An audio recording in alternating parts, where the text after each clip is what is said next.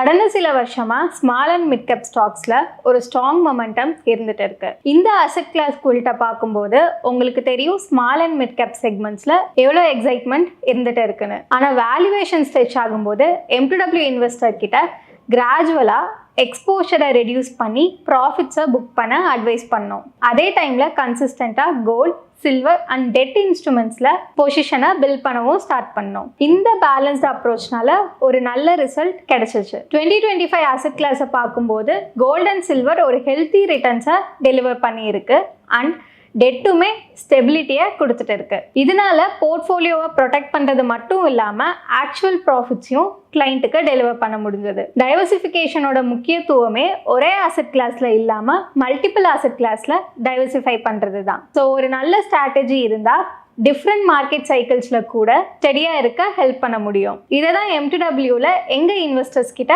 நாங்கள் பண்ணிட்டு இருக்கோம். அசெட் கிளாஸஸ் பற்றி இன்னும் டீட்டெயிலாக தெரிஞ்சுக்க டைவர்சிஃபிகேஷனு கமெண்ட் பண்ணுங்கள். எங்கள் டீம் உங்களை ரீச் அவுட் பண்ணுவாங்க.